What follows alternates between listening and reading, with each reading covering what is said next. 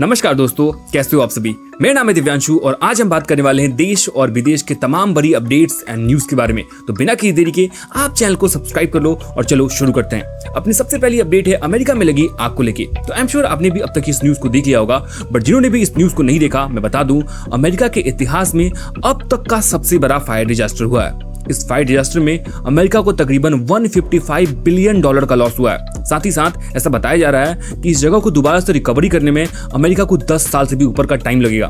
Also इस जगह पे 10,000 से भी ऊपर घर जल चुके हैं, 2 लाख से भी ऊपर लोग बेघर हो चुके हैं और सबसे इंपॉर्टेंट बात, बहुत बड़ी बड़ी सेलिब्रिटी बैटमैन, आपने देखा होगा, ये बैटमैन का रोल प्ले करते हैं, इनका भी घर अभी जल चुका है और भी वहां से बहुत सारे बैड न्यूज आ रहे हैं। खैर बढ़ते अपनी अगली अपडेट की ओर, जो आ रही है डोनाल्ड ट्रंप को लेके। तो अभी बहुत सारे लोग डोनाल्ड ट्रंप को क्रिटिसाइज कर रहे हैं। क्या रीजन है मैं आपको बता देता हूँ। तो आपने भी ऐसा देखा होगा कि डोनाल्ड ट्रंप बहुत सारी ऊटपटांग बातें करते रहते हैं, आपने इस टाइप की वीडियोस को देखा ही होगा। तो अभी रिसेंटली डोनाल्ड ट्रंप ने इजराइल के पीएम नेतन्याहू को सन ऑफ अ बिच कह दिया है। अब उन्होंने एग्जैक्टली तो ऐसा नहीं कहा है, बट एक वीडियो है जिसमें कि एक प्रोफेसर इंटरव्यू दे रहे हैं और उस इंटरव्यू में वो ऐसा बता रहे हैं कि अमेरिका को बहुत सारे कंट्रीज जानबूझ के युद्ध की तरफ घसीटते हैं, जबकि अमेरिका को उस युद्ध में जाने का जरूरत नहीं होता है। अमेरिका को पैसा बचाने की जरूरत है और उस पैसा को अपने ग्रोथ के लिए इस्तेमाल करना चाहिए। और इसी बीच में वो नेतन्याहू को सन ऑफ अ बिच कहते हैं। आप पहले उस क्लिप को देख लो। They had to figure out how to sell the war to the American people, how to scare the shit out of the American people. Where did that war come from? You know what? It's quite surprising. That war came from Netanyahu, actually. He's a deep, dark son of a bitch, sorry to tell you. और इसी video को Donald Trump ने अपने Twitter के ऊपर post कर दिया, जिसके बाद से बहुत सारे मीडिया एजेंसी और न्यूज आर्टिकल ने डोनाल्ड ट्रंप को क्रिटिसाइज करना स्टार्ट कर दिया। उनका ऐसा कहना है कि डोनाल्ड ट्रंप ने पूरी वीडियो को नहीं देखा है, शायद उन्होंने इस पार्ट को नहीं देखा कि उस प्रोफेसर ने जो कि इंटरव्यू दे रहा है उसने डोनाल्ड ट्रंप को सन ऑफ अ बिच कहा है। खैर आपका इसके ऊपर क्या रहा है, डोनाल्ड ट्रंप ने जानबूझ के किया है, आप मुझे कमेंट करके जरूर बताना। बाकी बढ़ते हैं अपनी अगली अपडेट की ओर, जो आ रही है पाकिस्तानी साइंटिस्ट किडनैप को लेके। तो आए दिन पाकिस्तान में बहुत सारे क्राइम होते रहते हैं और बहुत सारे अटैक भी होते हैं, आपने भी सुना होगा। बट अभी क्या हुआ है कि पाकिस्तान के अंदर एक बहुत बड़ा क्राइम हो गया है। क्या हुआ है मैं को बता रहा हूँ। आपको पता होगा पाकिस्तान के पास भी न्यूक्लियर वेपन्स है और इसी न्यूक्लियर वेपन को बनाने के लिए पाकिस्तान काफी सारे प्रोजेक्ट को भी चलाते रहता है। उसी में से एक प्रोजेक्ट वो काबुल के अंदर चला रहा था, जिसमें कि एक आतंकवादी ग्रुप है टीटीपी करके, उसने इस जगह के ऊपर अटैक कर दिया और बहुत सारे यूरेनियम को लूट लिया। साथ ही साथ इस जगह से 18 वर्कर को भी किडनैप कर लिया, जिसमें कि बताया जा रहा है कि बहुत सारे लोग साइंटिस्ट है। अब इस चीज को लेके बहुत सारे देश पाकिस्तान को क्रिटिसाइज कर रहे हैं और ये बोल रहे हैं कि पाकिस्तान के हाथ में न्यूक्लियर वेपन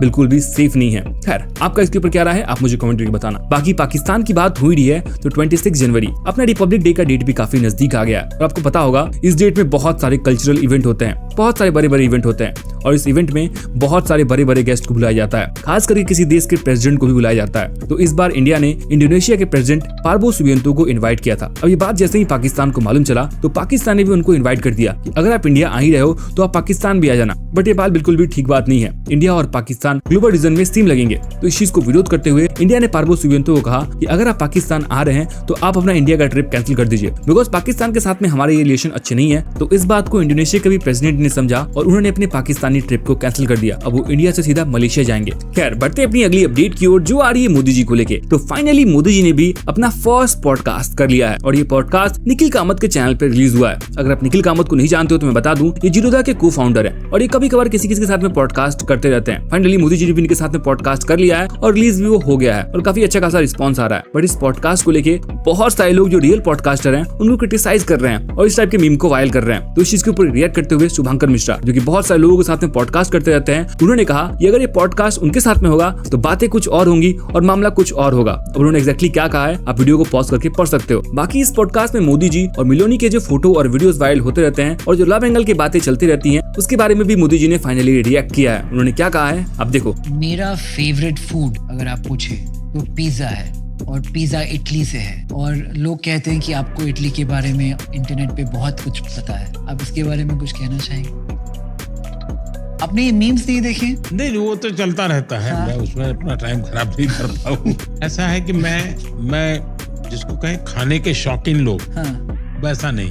खैर बढ़ते अपनी अगली अपडेट की ओर, जो आ रही है मुंबई में हुए एक बहुत बड़े स्कैम को लेके। तो मुंबई में एक बहुत ह्यूज स्कैम हुआ है अराउंड 1000 करोड़ का। अब ये स्कैम क्या है मैं आपको बता देता हूँ। इस स्कैम का नाम पोंजी स्कैम दिया गया है। एक ज्वेलरी शॉप है मुंबई के अंदर टॉरस करके, जो कि बहुत सारे लोकेशन पे अपने स्टोर को खोले हुए है। उस ज्वेलरी शॉप में जो भी कस्टमर ज्वेलरी खरीदने जाया करते थे, वहाँ के जो एम्प्लॉय हैं वो उनको उसके अंदर इन्वेस्ट करने को बोलते थे। कहते थे कि अगर आप इस चीज के अंदर इन्वेस्ट करते हो आपको हफ्ते भर में ही 7 से 10% का रिटर्न मिलना स्टार्ट हो जाएगा। मतलब कि अगर आप 1 लाख रुपए डालते हो तो आपको एक हफ्ते बाद ही 10,000 रुपए इन्वेस्टमेंट के दौरान मिलना स्टार्ट हो जाएगा। अब इस चीज को देखते हुए बहुत सारे लोगों ने इस चीज के अंदर इन्वेस्टमेंट करना स्टार्ट कर दिया। अराउंड 1,25,000 लोगों ने इस चीज के अंदर इन्वेस्टमेंट कर दिया। कंपनी ने उन लोगों को 6 मंथ तक रिटर्न भी दिया। कंपनी ने 7% के हिसाब से 6 मंथ तक सभी को रिटर्न दिया, पर दिसंबर 2024 के बाद से कंपनी ने रिटर्न देना बंद कर दिया। लोगों को स्टार्टिंग में डाउट नहीं हुआ, लोगों को लगा कि रिटर्न अभी मिलना बंद हो गया है, बट कुछ दिन बाद से मिलना स्टार्ट हो जाएगा। लोगों ने इस चीज को लेकर कंप्लेन नहीं किया, बट जैसे ही लोगों को शक होना स्टार्ट हुआ और लोगों ने जब इस कंपनी में फोन करके पता किया तो मालूम चला कि ये कंपनी फ्रॉड है और ये कंपनी भाग चुका है। लोग घबरा गए और लोगों ने जब पुलिस में कंप्लेन किया तब जाके ये स्कैम निकल के बाहर आया और ये अभी स्कैम 1000 करोड़ का है। इस स्कैम के मास्टरमाइंड 2 यूक्रेन के लोगों को बताया जा रहा है, जिसमें कि एक विमेन भी है।